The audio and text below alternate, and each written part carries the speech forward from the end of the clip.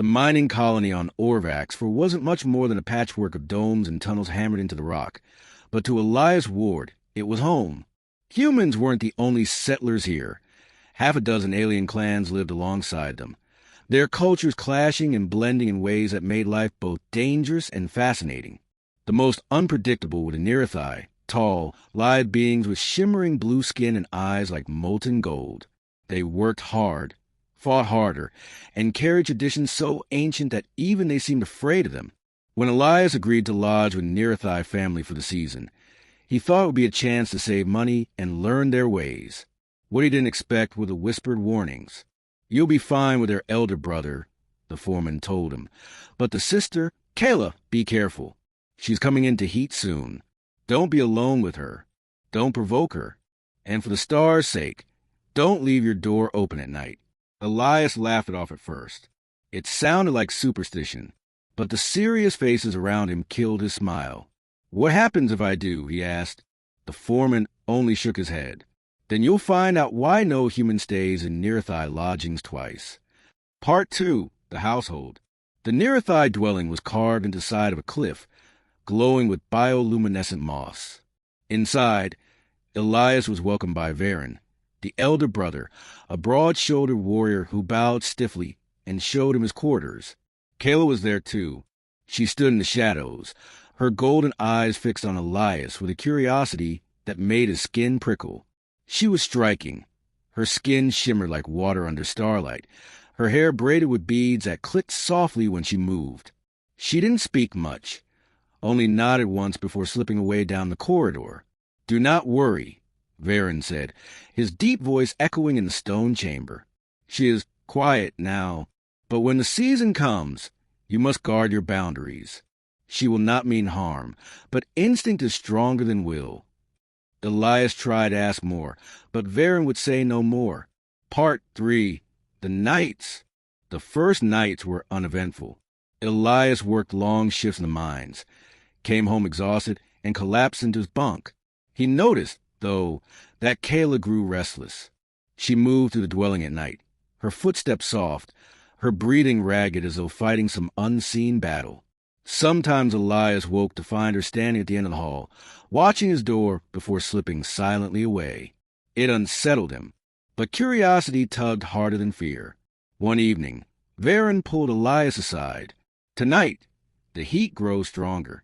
I will patrol the outer tunnels. You must lock your door. Do not ignore this." Elias nodded, but something in him bristled. Why all this secrecy? Why treat Kayla like some dangerous animal? She was his host's sister, not a monster. That night, lying in his bunk, Elias stared at the lock on his door. The memory of Kayla's golden eyes lingered in his mind. "They're exaggerating," he thought. "I'm not afraid of her." And so, against every warning, he left the door wide open. Part 4. The Visit. The dwelling was silent, save for the faint drip of water through the stone. Elias drifted between waking and sleep when he heard it, the soft scrape of feet against the floor. His heart thudded. In the doorway stood Kayla. Her skin glowed faintly, her eyes burning like molten suns. Her breathing was sharp, uneven, as if each breath was a battle. "Why? Is your door open?" she whispered, her voice trembling. Elias sat up slowly. "I didn't think I needed to lock it." She stepped closer, the beads in her hair clicking faintly. "You don't understand. I can't stop myself if you don't." Elias swallowed hard.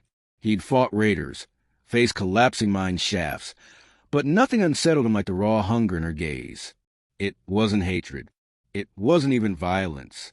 It was need, deep, consuming, alien. "You should go," he said quietly, but her hands were already trembling at her sides, her steps pulling her closer as though dragged by unseen chains. Part 5. The Struggle. Kayla reached his bedside, her breath hot against his skin. "I warned Varen I couldn't endure the season. He thought I was strong enough, but I can't." Her fingers brushed his arm, searing. Elias caught her wrist gently, holding her back. "Kayla, stop. You're not yourself." Her eyes filled with tears, glowing gold. "That's the curse. During heat, the Nerethi are not masters of themselves. We feel only the instinct. And you, she choked, you left the door open. Elias's pulse raced. He could feel her shaking, every muscle taut with conflict. She was fighting herself, battling instincts older than civilization. Then fight harder, he urged. You're not an animal. Her laugh was bitter, broken. You don't know what we become. Part 6, Varen's return.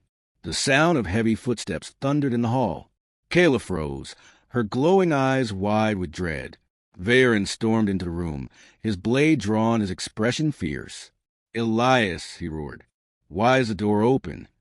Kayla staggered back, clutching her head, a keening cry escaping her throat. The glow around her body dimmed, as though doused by shame. I couldn't stop, she whispered. Forgive me. Varen's gaze burned into Elias. You were warned. Do you have any idea what you risked? She could have destroyed herself or you. Elias stood slowly, still gripping Kayla's trembling hand. She didn't hurt me. She tried to fight it. Varen's jaw clenched. That doesn't matter. When the heat takes hold, will is nothing. You dishonor my trust by leaving that door open. Elias felt a surge of guilt, but also defiance. Maybe your laws treat her like a beast, but I saw her fighting. I saw her crying. She's more than your traditions. Varen's blade lowered slightly. His eyes softened as he looked at his sister, who knelt trembling on the floor. She is strong, he admitted, but strength alone cannot defy nature. Part 7, Aftermath. Kayla was moved to a separate chamber, sealed with runes and guarded by Varen himself. For 3 days, Elias heard her muffled cries and the thrum of energy shaking the stone walls. He wanted to go to her, to comfort her, but the memory of her glowing eyes kept him rooted in silence. When at last she emerged, the fire in her gaze was gone. She looked fragile, drained, but calm. She approached Elias quietly, her hands folded before her. I'm sorry, she said. He shook his head. You don't owe me an apology.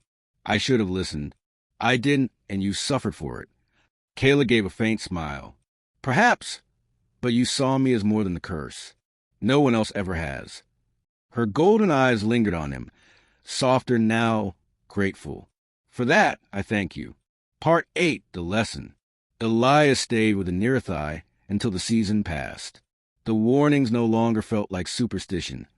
They were survival. But he also carried something else, a memory of Kayla's tears, her desperate fight against instincts that branded her dangerous. When he finally left the dwelling, Varen clasped his arm firmly. You are reckless, human, but you are also brave. My sister speaks of you with respect. For that, you will always have a place here. Elias nodded, glancing back at Kayla. She stood in the doorway, watching him with quiet strength. No longer trembling, no longer burning with uncontrolled hunger, just watching, golden eyes steady. As he walked away, Elias understood the truth of the warning. It wasn't just about danger. It was about compassion, recognizing that even the fiercest instincts didn't define a person. And though he had been reckless, though he had left the door wide open, he had also witnessed something no outsider was ever meant to see. The strength of an alien girl fighting to be more than what her nature demanded.